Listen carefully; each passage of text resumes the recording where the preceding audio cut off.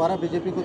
BJP आग लगे हो, बीजेपी को साइड कर दो और कांग्रेस भी अपने आप रहता। हमारे लड़के को मैं कह रही कि उत्तराखंड क्रांति दल के अगर 4 विधायक भी आ गए तो विधानसभा में बहुत हैं। जब बच्चा कोई गलत काम करता है तो माँ उसकी नाराज़ होती है, स्वाभाविक है।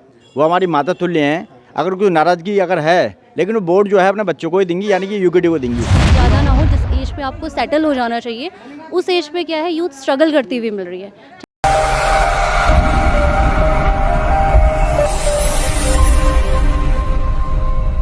नमस्कार, मैं हूं तेजपाल नेगी और आप देख रहे हैं हमारा SJTV का विशेष कार्यक्रम जी मतदाता जी। आज हम पहुंचे हैं हल्द्वानी नगर निगम के वार्ड नंबर 8 में और इस इलाके का नाम, इस जगह को कहते हैं जगदम्बा नगर कुल्यालपुरा।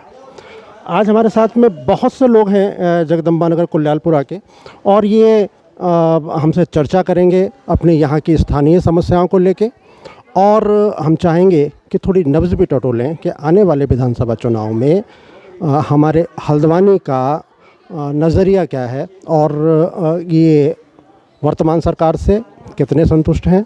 थोड़ा एक रिपोर्ट कार्ड भी साथ में, रिपोर्ट कार्ड नगर निगम के पार्षद और नगर निगम के पूरी मैनेजमेंट का।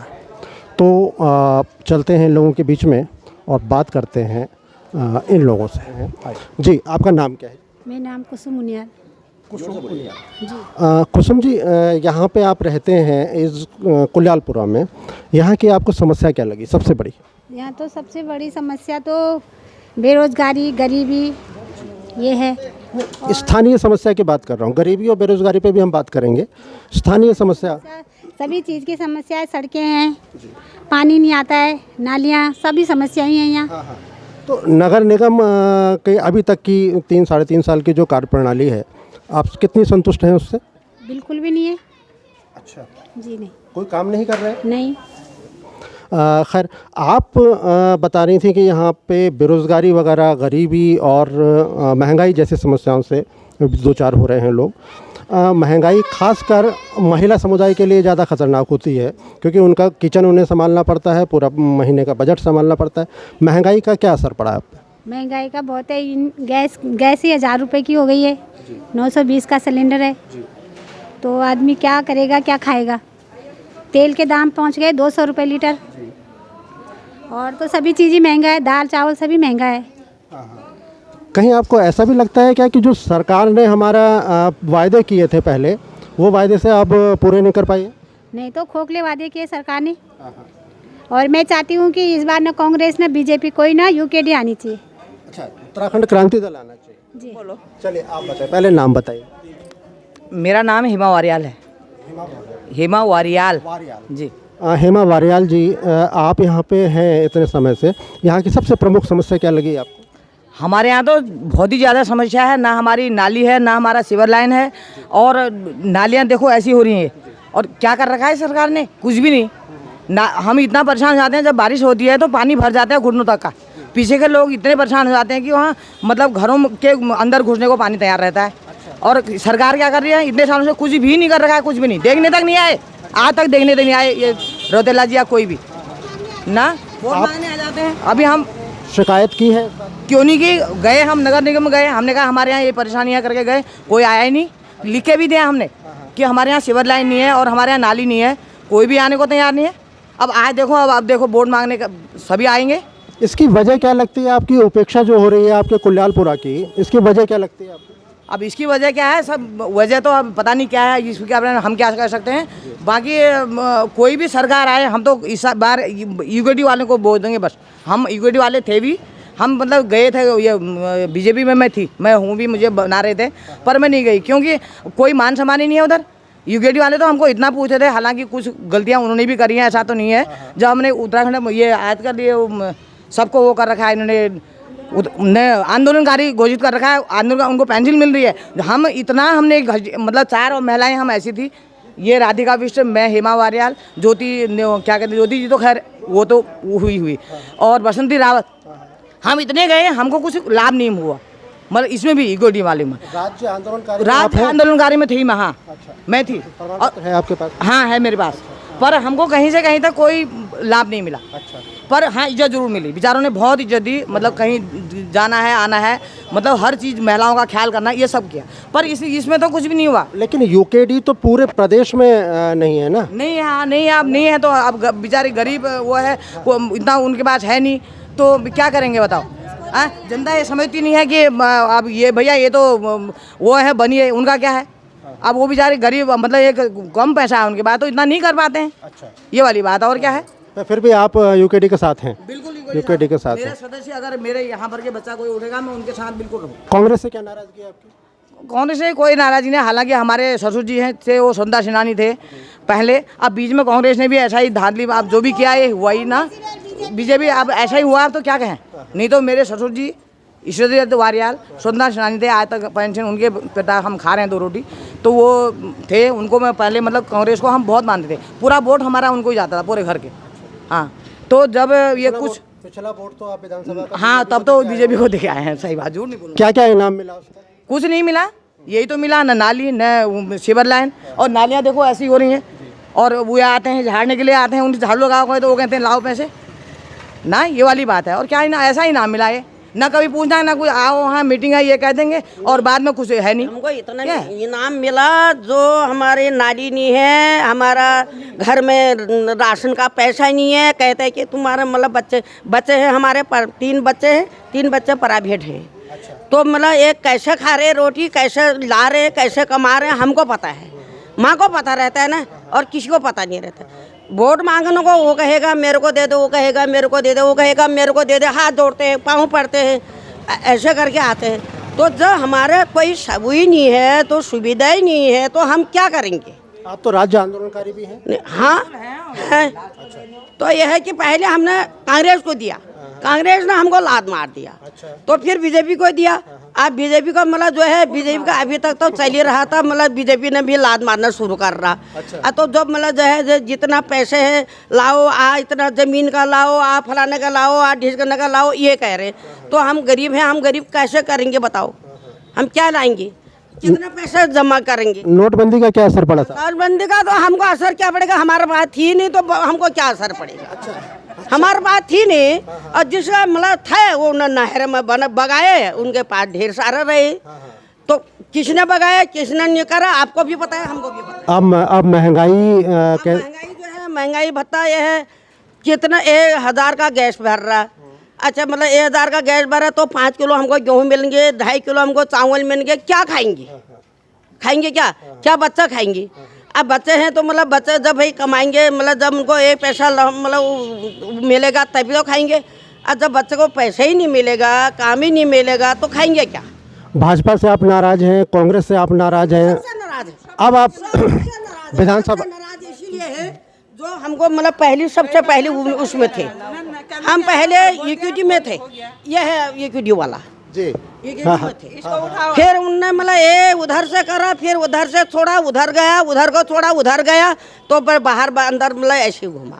अच्छा, कुछ नहीं मिला। मतलब अब आप कांग्रेस से भी नाराज हैं, बीजेपी से भी नाराज हैं, तो यूकेडी कांग्रेस तो मैं बिल्कुल ही नाराज हूँ। आप कह रही थी कि हम यूकेडी में थे, आप कहाँ हैं? यूकेडी में थे, आप नहीं थे, अब नहीं। अच्छा, अब नहीं। तो ठीक है, ये बात भी ठीक है कि आपको अपने विचार हैं। चलें, क्या करें, उतनी बार हम गाड़ी खाते। यहाँ की लोकल जो समस्या है, सीवर की उन्होंने बताई, कुसुम जी ने भी बताई, हेमा वारियाल जी ने भी बताई, सीवर की है, नालियों की है, और इसके अलावा का भी है, शिवर का भी है। हमारा वहाँ शिवर ही नहीं है, तो मतलब हमको परेशानी होगी, किसको होगी। आप बता रही थी कि आपके यहाँ वो पर्ची पहुँच गई थी। हाँ, तो पर्ची पहुँची, 3 साल पहले पर्ची पहुँची। जब मैंने वापिस करा कि शिवर लाइन का पर्ची आई, बोला कि थाम लो, आप थाम लो और मतलब हमारी नौकरी चली जाएगी। तो हमने जब हमारे वहाँ थी नहीं, तो हम क्यों पकड़ेंगे। वो गलत बिल आ गया था आपके नाम। गलत बिल आ गया तो क्यों आया गलत बिल। तो सबका है, आप लोगों के यहाँ भी आया था? हाँ सबका है। पकड़ा नहीं हम लोगों ने। अच्छा, हमने पकड़ा नहीं, हमारे वहाँ है ही नहीं, तो हम पकड़ेंगे। बहुत गुस्सा है महिलाओं का व्यवस्था पे। वहाँ गए तो वहाँ से हमारा कोई किसी ने गौर ही नहीं करा। पहले मैं इनको सुन लूँ। नहीं, उसने जब वहाँ गए तो मतलब वहाँ से हमारा गौर ही नहीं करा। तो ये गुस्सा है महिलाओं का, कुल्यालपुरा की महिलाओं का। ये नगर निगम के जी, जय दुर्गा कॉलोनी, कुल्यालपुरा, जगदम्बा नगर वार्ड है। मैं दोबारा आपके पास में आता हूँ। हम महिलाओं से, हमारी आधी कुछ महिलाओं से बात हुई है, लेकिन गुस्सा दिखाई पड़ गया है। अब हमारे साथ में है कुछ यहाँ के पुरुष वर्ग। फिर से दोबारा से बताऊं कि जय दुर्गा कॉलोनी है और यहाँ के वार्ड नंबर 8 है। यहाँ के कुछ पुरुष लोग भी हमारे साथ में हैं। और सबसे पहले मैं आपको बता दूं कि ये जो कॉलोनी है, यहीं पे आवास है यूकेडी के वरिष्ठ नेता हैं सुशील उनियाल जी का, और वो भी हमारे साथ में हैं। ये भी हो सकता है कि यूकेडी का यहाँ पे काफ़ी अच्छा दबदबा हो। हालांकि एक महिला ने साफ साफ कहा कि हम यूकेडी में थे, आगे हम नाराज़ हैं। क्या वजह है सुशील जी, महिलाएं भी आपसे नाराज़ हो गई? देखिए, जब बच्चा कुछ गलत काम करता है तो माँ उसकी नाराज़ होती है, स्वाभाविक है।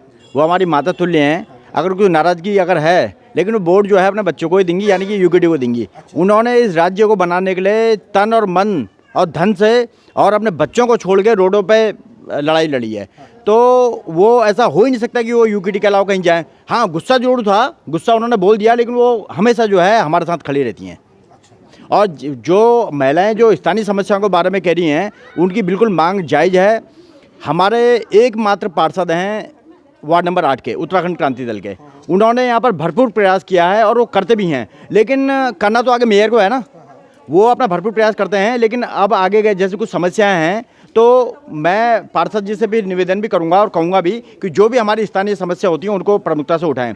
और जहां तक अन्य समस्याएं हैं, जहां पर इनके क्षेत्र के अलावा जो बाहर की समस्याएं हैं, उसको लेकर हम एकजुट होकर भाई जनता के समक्ष हम लड़ाई लड़ते हैं। और सड़क से लेकर जब हम सदन में थे, हमारे लोगों ने सदन में भी लड़ाई लड़ी, और आज हम सड़क में। तो हम उत्तराखंड क्रांति दल जो है, जो राज्य है, जो आंदोलन से जन्मा जो राज्य है, तो हम लोग तो हमेशा आंदोलन ही करते हैं।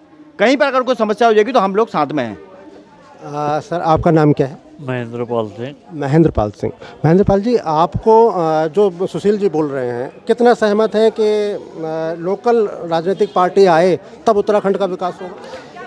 मैं क्रांति दल से बहुत करीबी हूँ और वाकिफ भी हूँ, और 100% मैं इनकी फेयर में हूँ। और रह गई वार्ड की बात, नालियाँ सड़ रही हैं, गंदगी भरपूर है। इस बारे में मैंने मेहर जी से भी बात की थी। मेहर जी मेरी शॉप पे आए थे, कहने के बाद वो टाला मटोली कर गए। और वार्ड मेंबर इस वार्ड के लिए भरपूर प्रयास कर रहे हैं, जनता के हक में जितना भी हो रहा है कर रहे हैं। लेकिन वार्ड मेंबर के लिए ऊपर के पदाधिकारी हैं, जो मेयर साहब या वार्ड साहब के ऊपर जितने भी हैं, वो वार्ड जी की टांग खींच रहे हैं। काम करने नहीं दे रहे। यहाँ का बजट भी कम किया जाता है, क्या आपको ऐसा लगता है? बजट तो दे ही नहीं रहे, वैसे दे ही नहीं रहे। कम करना एक अलग है कि 1000 दे रहे हैं तो 800 दे रहे हैं, चलो वार्ड मेंबर। बजट क्या दे रहे हैं? ये रो पीट के बड़ी वाल्मीकि जी ने, रवि जी ने काम करवाए हैं, कुछ लड़ झगड़ के। यहाँ पे समस्या आई कि नालियाँ छोटी हैं, गंदी हैं। अब इसमें हम वाल्मीकि से बात करेंगे, जो पार्षद हैं यहाँ का, कि इसकी वजह क्या है? क्या सफाई कर्मचारी नहीं है, बजट नहीं है, क्या वजह है? उनसे बात अच्छा, सफाई कर्मचारी तो रवि जी से ही इस बारे में बात करेंगे। बजट नहीं, और बजट मेहर साहब नहीं दे रहे हैं अच्छा। वार्ड मेंबर को। हाँ हाँ, ये खुल के मेहर जी से मैं भी कहने को तैयार हूँ। आपकी ये शॉप किस चीज़ की है यहाँ पे? मेरी गारमेंट्स की शॉप है, चड्डा गारमेंट्स के नाम से मेरी शॉप है। तो यहाँ पे क्या स्थिति है? महंगाई का क्या असर पड़ रहा है आपको? महंगाई से पहले तो भाई साहब जो नोटबंदी हुई है उस पर काफ़ी फ़र्क पड़ा है बिजनेसमैन पे। बिजनेसमैन पे भी पड़ा है, छोटे वर्ग पे भी पड़ा है कि छोटे वर्ग पे कि डेली का दिनचर्या कैसे चलाऊं, घर का परिवर्तन कैसे करूं। कभी आटा नहीं है, कभी तेल नहीं है, कभी नमक नहीं है, कभी गैस ख़त्म हो गई। गैस के रेट 920 रुपये सिलेंडर, जो कि इस सरकार के आने से पहले 350 रुपये का सिलेंडर था, आज 920 रुपये का है। ये छोटे वर्ग पे लोड डाला जा रहा है, पैसे वालों पे नहीं। सब्सिडियाँ बंद कर दी गई। जो सब्सिडी पहले 150 या 200 या 160 रुपये मिलती थी, वो सब्सिडी बीजेपी सरकार ने बंद कर दी है। तो और भी बहुत सारी चीज़ें जब इन्होंने बैंकों से सीधे जोड़े, ऑनलाइन किया बहुत सारी चीज़ें, तो कई बार ये कहते हैं कि सब्सिडी अब बैंकों में आ ही नहीं रही है। नहीं आ रही है, नहीं आ रही है। सब्सिडी बंद ही हो गई है। हाँ, सब्सिडी बिल्कुल बंद हो चुकी है। उसका कोई लाभ नहीं मिला, कोई लाभ उन नहीं, योजनाओं किसी का। भी तरीके से कोई छोटे वर्ग को लाभ नहीं। और नौजवानों के लिए जो रोजगार या नौकरियों के बीजेपी सरकार ने वायदे करे थे, वायदे पूरे नहीं हुए। ये नाराजगी 5% भी नहीं हुए। ये नाराजगी आपकी? बहुत सख्त नाराजगी। आपके और कितने ख़ास बच्चे हैं, मेरे 3 बच्चे हैं। अच्छा, वो क्या करते हैं?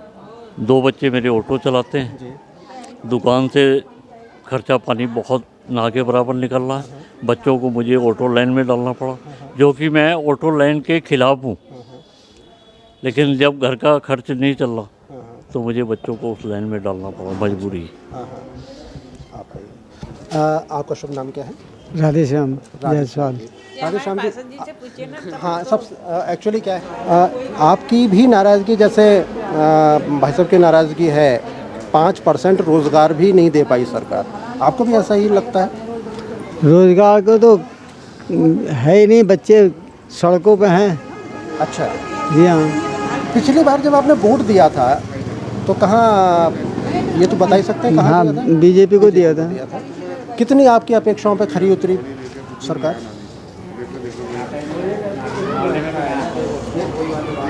50% भी नहीं उतरी। 50%। जो अच्छाइयाँ हैं जरा सा वो गिनाइए, क्या क्या अच्छा दिया उन्होंने? अच्छे में तो साहब बड़े लोगों का ही भला हुआ इसमें, छोटे लोगों का भला नहीं हुआ। छोटों का नहीं होगा, ये तो बुराई हो गई। 50% तो अच्छा किया, 50% उन्होंने बुरा किया।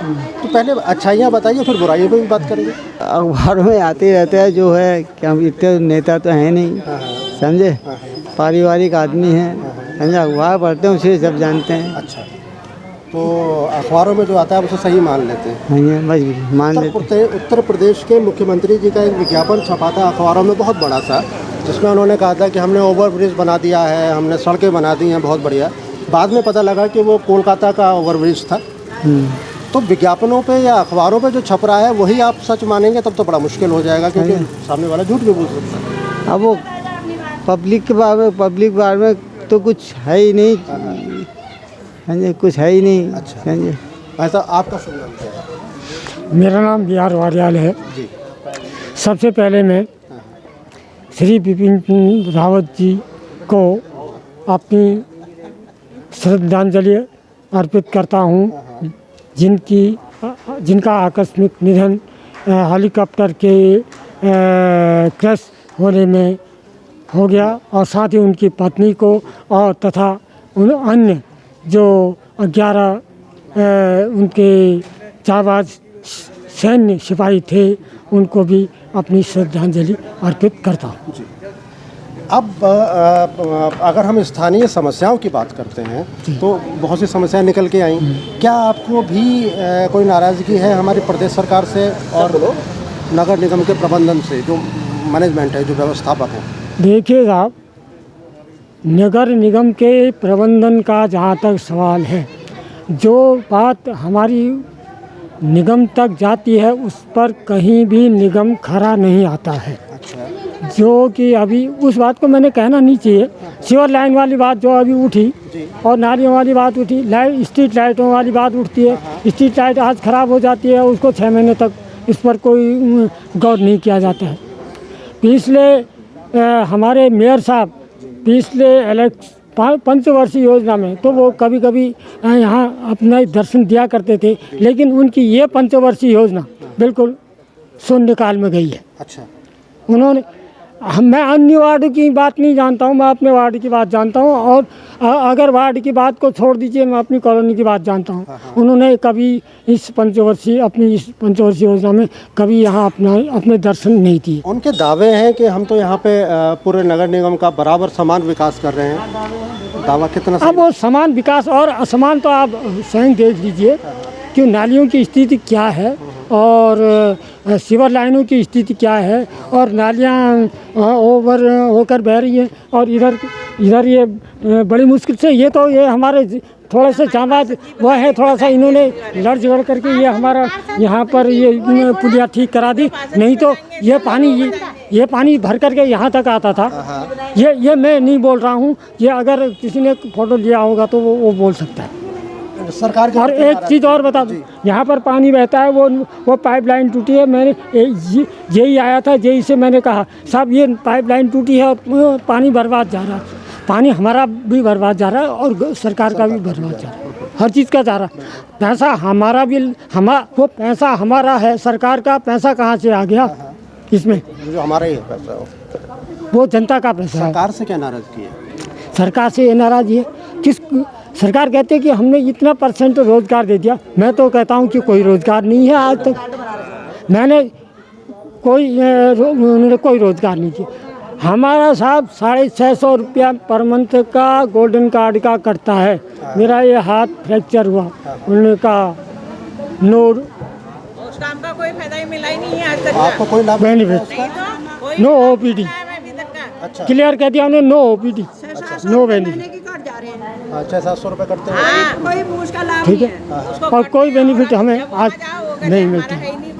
अच्छा अब आँख दिखाने वाली बात कही, उन्होंने कहा अभी ये तो हमारे पास कुछ आया ही नहीं है, जब आएगा तो तब देख लेंगे। सरकार तो काफ़ी टाइम से काट रही है, 1 जनवरी से काट रही है, 1 जनवरी से काट रही है। आपका नाम क्या? कल्पना जोशी। कल्पना जी, आप यहीं रहती हैं, आप पढ़ाई कर रही हैं? कहाँ से? मैं MBPG कॉलेज से कर रही हूँ।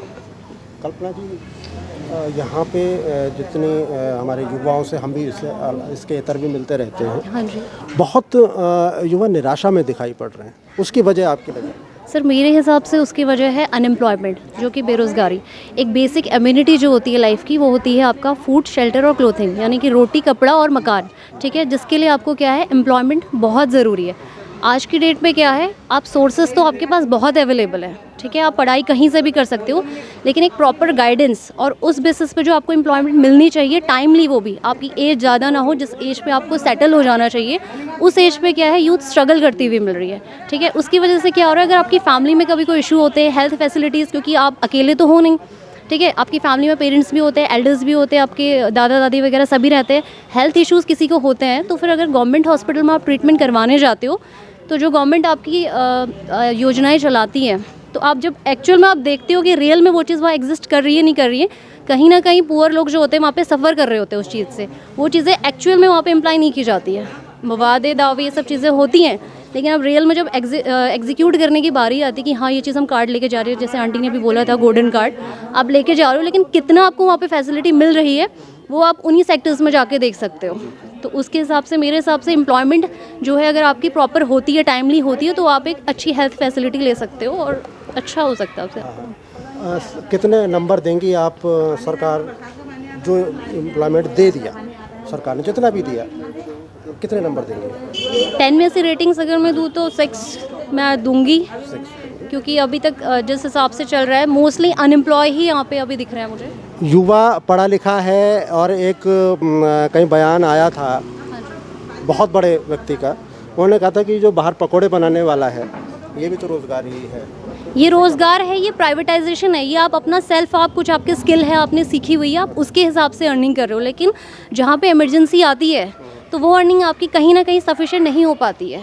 पढ़ा लिखा युवा अगर पकोड़े बनाने लगे, कैसा लगेगा आपको? बिल्कुल भी अच्छा नहीं लगेगा, क्योंकि अपनी लाइफ का उसने आधा टाइम बुक्स के ऊपर इन्वेस्ट कर दिया है, कॉलेज वो जा रहा है, अपनी सारी चीज़ें वो सेक्रीफाइस कर रहा है। बच्चे आप देखते हैं हॉस्टल में रह रहे हैं, उनके पेरेंट्स कैसे उनको पढ़ा रहे हैं, हम वो नहीं चीज़ फील कर सकते हैं ना। और उसके बाद में उनके पेरेंट्स को रहता है कि हमारा बच्चा हाँ कहीं ना कहीं एक अच्छी एम्प्लॉयमेंट में रहेगा, हमारी लाइफस्टाइल बेटर होगी, और लास्ट में क्या होता है, रिजल्टेंट उसका बच्चा पकौड़े बेच रहा है या कुछ और कर रहा है, क्योंकि सर्वाइव उसे करना ही है अभी के टाइम पे, और महंगाई एक तरीके से बहुत ज़्यादा बढ़ती जा रही है, तो सर्वाइवल के लिए एम्प्लॉयमेंट बहुत ज़रूरी है। हाँ जी। और महंगाई के साथ में, चूँकि आप लड़की हैं, हाँ जी, कितना असर आपको दिखा महंगाई का?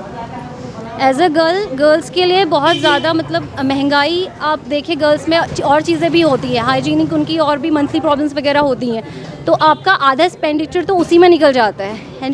बॉयज़ के कंपैरेटिव गर्ल्स को ज़्यादा चीज़ें चाहिए होती है सर्वाइव करने के लिए। एज अ बॉय प्रोटेक्शन की वजह से भी अगर आप देखें तो गर्ल्स को ज़्यादा चीज़ें सर्वाइवल के लिए चाहिए होता है। हाँ जी, एज अ गर्ल्स को ज़्यादा, इसीलिए गर्ल्स फीमेल आप एम्पावरमेंट की बात होती है। तो बन गया। हाँ जी। तो क्या है इस बार इरादा? चोट मारने का है या सिर्फ वोट डालने का? बिल्कुल चोट मारने का है। बिल्कुल। हमारे साथ में एक और युवा साथी हैं, आपका नाम क्या है? सर मेरा नाम गणेश सिंह कोरंगा है। गणेश कोरंगा जी, मुझसे इस बातचीत को शुरू होने से पहले जब हम इनके साथ थे तो इन्होंने कहा था कि क्या मैं अपने यहाँ की, अपने गांव की भी बात कर सकता हूँ। तो मैंने इनसे कहा था कि आप युवाओं की बात करें और गांव की भी बात कर सकते हैं, क्योंकि हम एक ही प्रदेश में रहते हैं और प्रदेश की बात है। क्या है आपके गांव की, और गांव का नाम जरूर बताएं। सर मैं बागेश्वर में लीती गांव से बिलोंग करता हूँ। ठीक है। हाँ सर, मैं पढ़ता हूँ, अभी आर्मी की तैयारी करता हूँ, आर्मी का रिटर्न बचा मेरा। हमारे गाँव में सबसे पहले तो यह है, नेटवर्क की सुविधा नहीं है। जियो के टावर खड़े हैं लेकिन नेटवर्क हमारे यहाँ आज तक आए ही नहीं है। 2 साल पहले टावर खड़े हो गए थे लेकिन अभी तक नेटवर्क नहीं आए। और स्कूल में भी अच्छी पढ़ाई की सुविधा नहीं है। हमें साइंस लेनी पड़ती तो एक गांव से दूसरे गांव स्कूल जाना पड़ता था। हमने जैसे तैसे 12 पास किया, दूसरे गांव जाकर स्कूल पढ़ा। अब हम आर्मी का रिटर्न बचा मेरा, लेकिन अभी भी गांव में अच्छे से नेटवर्क नहीं है। नेटवर्क बात नहीं हो पाते घर वालों से। और मेन तो है, बच्चे के लिए पढ़ना ज़रूरी होता है। अब हमारा एग्ज़ाम चलता है तो हमारे लिए पढ़ाई, और पढ़ाई के साथ साथ टीचर तो है नहीं वैसे भी पहले से, तो नेटवर्क चाहिए थे ताकि हम ऑनलाइन स्टडी कर सकते हैं। लेकिन नेटवर्क नहीं है हमारे यहाँ, नेट की सुविधा नहीं है, जिस वजह से मैं यहाँ आया हूँ हल्द्वानी पढ़ाई करने के लिए। कितना टाइम हो गया आपको हल्द्वानी में? मुझे 2-3 महीने हो गए हल्द्वानी आए हुए। कोरंगा जी आए हैं बागेश्वर से यहाँ पढ़ाई के लिए। यही बात अगर बड़े उसमें कहें आप फलक पे, तो बात आती है ब्रेन ड्रेन की। भारत की सरकारें ब्रेन ड्रेन को रोकने में कितनी सफल हुई हैं? अभी एक आंकड़ा मैं बता दूं, लेटेस्ट जारी हुआ है कि 5 लाख लोगों ने 1 साल में भारत की नागरिकता छोड़ी है, और वापस आने वाले जो लोग हैं वो सिर्फ 5000 हैं। जो बाहर के लोग भारत की नागरिकता लिए जिन्होंने, वो सिर्फ 5000 हैं। तो ब्रेन ड्रेन का एक बहुत बड़ा आंकड़ा ये सामने आया है। इसे सरकार की असफलता मानती हैं या नहीं? सर बिल्कुल, क्योंकि इतने ब्रिलियंट स्टूडेंट्स हमारे यहाँ पे हैं इंडिया में, वो जस्ट बिकॉज ऑफ अनएम्प्लॉयमेंट वो दूसरी कंट्री में जाके सेटल हो जा रहे हैं और वहाँ से एम्प्लॉयमेंट ले रहे हैं, क्योंकि वहाँ पे उनको अच्छी इनकम मिल रही है, वो जो सर्वाइवल के लिए ज़रूरी है।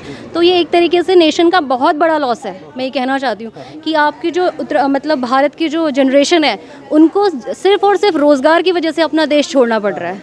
तो ये बहुत बड़ा आप कह सकते हैं एक लॉस है। कोरंगा जी, यहाँ पे युवाओं की सबसे बड़ी समस्या क्या है? भारतीय जनता पार्टी की प्रदेश में सरकार चल रही है। हाँ। उन्होंने दावा किया था कि हम करोड़ों रोजगार देंगे 5 साल में। कितना % रोजगार आपको लगता है कि मिला? नहीं, मुझे नहीं लगता कि कोई रोज़गार मिला। अच्छा। क्योंकि यहाँ इंडियन पॉलिटिक्स में कहूँ तो बेकार है इंडिया की पॉलिटिक्स। अच्छा। क्योंकि यहाँ जो पढ़े लिखे बच्चे हैं सब विदेश जाते हैं, वहाँ सेटल होते हैं, क्योंकि उनको गवर्नमेंट जॉब तो मिलती है नहीं। तो बच्चे पैसे कमाने के लिए जॉब के लिए विदेश जाते हैं, लास्ट में वही सेटल हो जाते हैं। एक हिसाब से मैं कहूँगा तो जो पढ़े लिखे बच्चे हैं वो सब विदेश में सेटल होते हैं और अच्छे अच्छे पदों में। मुझे नहीं लगता कि सब पढ़े लिखे बच्चे हैं, तो इस वजह से देश भी आगे नहीं बढ़ रहा। कल्पना ने कहा कि हम इस बार चोट करने के मूड में हैं, आप भी? हाँ, मैं भी जो सरकार काम करे उसी को वोट दूंगा, लेकिन यहाँ पर सरकार पे के भरोसे हम नहीं रह सकते। जैसे कि यहाँ कह रहो नालियों की सफाई नहीं हो रही। अगर मैं कहूँ तो नालियों की सफाई सरकार की जिम्मेदारी थोड़ना है। एक साफ़ सफाई करना हर एक इंसान की जिम्मेदारी है। अगर हम यहीं पे कूड़ा देखेंगे, हम खुद उसकी सफाई नहीं करेंगे, सरकार के भरोसे थोड़ा ना बैठे रहेंगे। तो इस हिसाब से मैं कह सकता हूँ कि खुद अपना भी उसमें होना चाहिए, भागीदारी लेनी। महिलाएं हमारे साथ में हैं और हमारे साथ में इस वार्ड के वार्ड पार्षद भी हैं। एक बार मैं चाहूँगा कि कैमरामैन उनको दिखा ज़रूर दें। वो हमारे साथ खड़े हुए हैं और सारी समस्याओं को सुन रहे हैं। उन पर हम उनसे चर्चा करेंगे इस सारी महिलाओं की बातें भी सुनने के बाद में। रवि वाल्मीकि आपका नाम है। मैम, आपका नाम क्या? दीप्ति रावत। दीप्ति रावत। देवकी रावत। देवकी रावत। देवकी रावत जी, आपके यहाँ कुछ समस्या थी गली में? हाँ, लाइट नहीं चल रही है। हाँ, लाइट नहीं चल रही है। 8 महीने से नहीं चल रही है। अच्छा। 8 महीने ही हस्बैंड को गुजरे हुए हैं, नहीं तो वो पहले ठीक करा देते थे, अब वो है ही नहीं। तो घर करने आने वाले बेटा बाहर है और 2 लड़कियां साथ में है, तो मैं कहाँ जाऊँगी? अच्छा। तो कोई कराने वाला नहीं, कोई तब से अंधकार हो रहा है बिल्कुल। हाँ, आपने शिकायत की है लिखित में? हाँ, शिकायत भी दी करी है। आप दोनों के? हाँ, बस हमारे अगल बगल ही ज़्यादा है, 5 घर हैं, 5 घरों में अंधेरा है। और इनके भी हस्बैंड गुजरे हैं, मेरे भी गुजरे हैं। अच्छा। उसी टाइम पे। इसके अलावा आपको और कोई समस्या है यहाँ पे? और थोड़ा पानी का है, निकास हो जाए थोड़ा और, तो और कोई ऐसी समस्या नहीं है। अच्छा। हाँ। तो अब आते हैं लोकल समस्या के बाद बड़े लेवल की समस्याओं पे। हालांकि आपके साथ जो गुजर रही है पिछले 8 महीने पहले आपके साथ जो कुछ हुआ है उसके लिए हम भी संवेदनाएं व्यक्त करते हैं, लेकिन चूंकि अब आने वाला विधानसभा चुनाव सिर पे है, कितने संतुष्ट हैं आप लोग? क्या संतुष्ट होते हैं, महंगाई हो ही रही है, सब चीज़ हो ही रहा है। अब यही है, क्या करें, नेता लोग आते हैं चले जाते हैं, वोट ले लेते हैं, उसके बाद सिलेंडर हम खाएं कैसे, पहले ये बताओ तो हमको। खाने की तेल देखो, राशन देखो, परिवार पालना मुश्किल हो गया है। ये सरकार की आग लग जाए, वो सरकार को किसने दिया उसको वोट, जिसने दिया उसका भी क्या होता है। जाते इधर उधर तेल, बच्चों के तेल की परेशानी है, खाने का तेल महंगा हो गया, राशन सब महंगा हो गया। सबसे मुख्य तो सिलेंडर भरना हो गया, उसको कैसे भरे? नहीं, इसके अलावा बच्चे और 15 दिन में सिलेंडर खत्म होता है, बच्चों का खर्चा होता है, फिर होता ही है वो। बस साल में 1,000 रुपये गई 15 दिन में। अच्छा। अब आप जो आने वाला विधानसभा चुनाव है इसमें आपको क्या लगता है कि दोबारा बीजेपी आग लगे हो, बीजेपी को साइड कर दो, और कांग्रेस भी अपने आप रहता। हमारे लड़के को यूकेटी वाले बड़ा यूकेटी हम मोहल्ला तो सिर्फ यूकेटी में है। उनियाल जी तो है यूकेडी में, लेकिन यूकेडी सरकार बना लेगी? अब बनाएगी, नहीं बना नहीं पा रही ना, कमजोर है ना, वो अभी नहीं बना पाएगी, कमजोर है वो। मिलके ताकत लगाएंगे तो कहाँ? अरे अब इतनी लोगों से थोड़ी ताकत बनेगी उसमें, नहीं बनेगी, एक से बनती है ताकत। आपका नाम कुसुम था। कुसुम जी कुछ और कहना चाह रही है? मैं कह रही कि उत्तराखंड क्रांति दल के अगर 4 विधायक भी आ गए तो विधानसभा में बहुत हैं उनके साथ खड़े होने के लिए, विपक्ष में बोलने के लिए। और हमारा पार्षद सबसे मजबूत है, जो भी आगे नाली है इसकी बदौलत है पार्षद की। से भी थोड़ा, अब मेरा भाई भी अभी एक्सपायर हुआ है, 26 साल का है, घर में पापा पैरालाइज से पड़े हैं, उसके बाद भी मैं वार्ड में एक पैर से खड़े रहने वाला बंदा हूँ। अब कहीं ना कहीं थोड़ी बहुत समस्या तो होती है और छूट भी जाती है। फिलहाल इनकी रही समस्या, वो मैं अभी और नगर निगम के हाथों हाथ मैंने अभी कंप्लेंट कर दी है। इन्होंने मुझसे गली में शिकायत करी थी, मैंने हाथों हाथ कंप्लेंट की है। मैंने कहा जल्द उस पर कार्रवाई की जाए, अन्यथा फिर मैं दूसरे तरीके से लूँगा। चले, इस परिचर्चा की कम से कम एक उपलब्धि तो रही कि आपके यहाँ लाइट लग जाए। अभी लगी नहीं है, जब लग जाएगी तो ज़रूर बताइएगा। इसके अलावा सड़कों की भी कुछ बात आ रही थी कि सड़कों में गड्ढे हैं, ये समस्या क्या है? दाजू ऐसा है ना, मैंने फ़िलहाल अभी पूरे वार्ड में पैचिंग कराई थी, और पैचिंग कराने के बाद अब ऐसा हुआ, कुछ लोग सीवर में कनेक्शन लेते हैं, कुछ नल से कनेक्शन ले रहे हैं, अब वो दोबारा हो रहे हैं।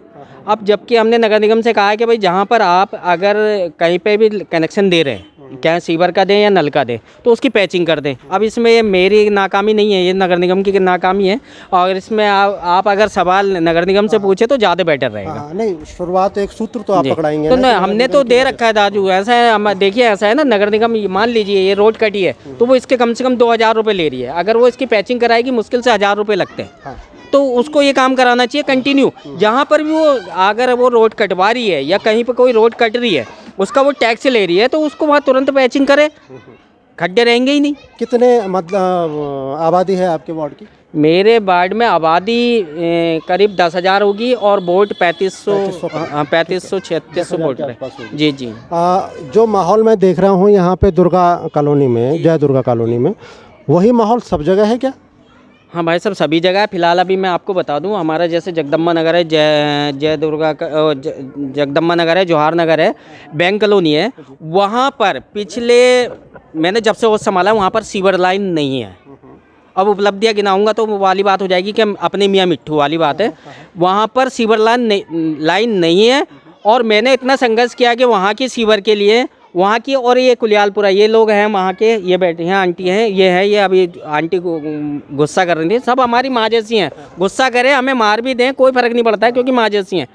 मैं आपको बताऊँ, वहाँ की सीवर भी मैंने पास कराई, कुलियालपुरा गली नंबर 1 की सीवर नहीं है वहाँ पर, और उसी सीवर में जय दुर्गा कॉलोनी के 10-20 घरों की सीवर जाएगी, वो सीवर हमने पास कराई। नगर निगम इतना फेल है, मैं फिर से फेल कहूँगा उसको, कि इतना फेल है कि 2 आदमियों के विरोध करने पर वो सीवर लाइन रुक गई है, जबकि उसका टेंडर हो चुका है, ठेका भी हो चुका है, सब कुछ हो चुका है। काम स्टार्ट होने के बाद काम रोक दिया गया। इतना फेल है, आज 1 साल हो गया उस काम को रुके हुए। मगर निगम की तरफ से कोई कार्रवाई नहीं। अपनी मैंने बोर्ड मीटिंग में भी ये आवाज़ उठाई है, जबकि नहीं हाँ बासठ से नहीं कोई शिकायत, उसको तो जब भी कहें ऊपर बीजेपी के गुर्गे बैठे हैं, तो छोटे लोगों की कौन सुनेगा, है ना। तो जब तक ये सरकार नहीं जाएगी तब तक कुछ नहीं होगा। ये सरकार जानी चाहिए, जब भी कहा तब आगे सरकार जानी चाहिए, सरकार जानी चाहिए। एक पोल लगाना ना, मैंने आपको बताया था, वो वही है मेरे तो। कहाँ पे लगना ये इसी में लाइन जा रही है ना, वहाँ झोल रहा है, तार झोल रहा है, तो इसमें पोल लग जाए तो नंबर 1 गली में। अच्छा, कुल जय दुर्गा कॉलोनी। शुभ नाम? जेडी जोशी। जेडी जोशी। हाँ, जेडी जोशी जी की समस्या है यहाँ पे गली नंबर 1 में एक बिजली का पोल लगना है, और पार्षद से हम कहेंगे कि अगर वहाँ पे ये संभव हो सके, या वो कह रहे हैं कि हमारी बात नगर निगम नहीं मानता है, तो संघर्ष तो किया जा सकता है, अपनी बात मांग तो रखी जा सकती है। ये पार्षद से हम तो मांगी है हमारी, तो मैंने इनको पहले बताया था। आज हम चर्चा करते रहे अभी तक कुल्यालपुरा के जगदम्बा नगर कुल्यालपुरा वार्ड के जय दुर्गा कॉलोनी के निवासियों से। यहाँ की मुख्य समस्या, स्थानीय समस्या जो आई, वो नाली आई, सीवर आई, बिजली की थोड़ी बहुत समस्या थी।